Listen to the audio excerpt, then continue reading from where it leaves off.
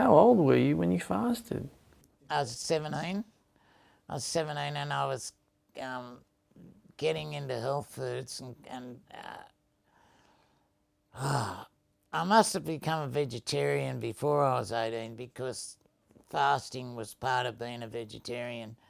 And I read this book, and the guy said that the toxins, you got 16 organic minerals that you eat, and the rest are toxins like colours and flavourings. And he said, and you don't digest them. They float around in your body and turn into green crystals and sink to the bottom of your body and go into your toes, go up through your toes into your back. That's why old people have bad backs, and eventually sit in your fingers. And it's like trying to run a car on kerosene instead of petrol. So it's rheumatism comes from chemicals over your whole life that change the marrow of your body. And the only way to get rid of the chemicals, I read, was to fast, because the body ends up eating itself. So before it eats itself, it eats everything else. All the chemicals and all the shit that's in your body. And I did go away and live at Era for 4 days on my own. A guy dropped me off and I walked down there, and I remember the third night I had this big bowel movement, and after I went again and all this black tar come out. And I realised that had been sitting in my body all them years. So it's the way to clean your body, because I remember when I went back to football that week, and I wasn't using any dope or touching anything, and I was on fire.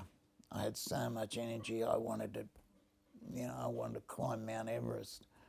It was just, wow, it was just so good. It was just so empowering to be free of these chemicals that rested in my body that I didn't know about, that suppressed the way I felt and what I learnt about how you feel. So I wanted to fast and feel better. I wanted to feel all the time, because that's all you do in life. I realise that too. You don't do anything in life but feel. Feeling is what life is. You don't do anything but feel. When you see, when you look, when you hear, it's all feeling. And when you live and when you are and what you are is through feeling. So how you feel and what you feel is the most important thing in life. How did you go about fasting? I went without food and drank distilled water.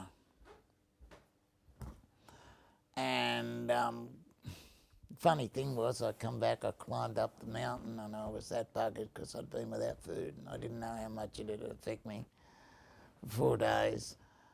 And the ranger who I'd had many a run-in with at Geary picked me up. He said, "Where have you been, youngie?" I said, "Oh, I've been down here fucking fasting, going without food." And he says, "Jesus, how long for?" I said, 4 days. He said, "Oh my goodness." And he drove me to the Bundeena turnoff and dropped me off, and we shook hands, and we were friends from then ever on. It was a real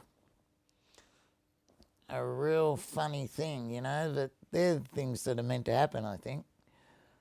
And I went home, and my mother fed me. At first I told her to just give me orange juice and just lightly start off eating, and then I had I think an omelette, and I started eating my vegetarian food again, and by the weekend I was so energetic. I felt so good. I knew fasting was a very special thing, So I fasted a lot, but like I said, the drugs interfered with my learning and stagnated me until I come out of that and realised that, hey, wait a minute, you remember Krishnamurti and all the things that you learnt, and snap out of it, come back, enjoy you, don't enjoy the drugs, and enjoying you will reward you, will give you the energy and love that you need. But don't ask for it and don't search for it. Just do the right thing and the right thing will come to you. That's really important for me, is what I've learned, that when you really want something, and you really want to feel better in life and you really want to be happier, that's a form of greed. So, and it's one thing that took me a long time to learn.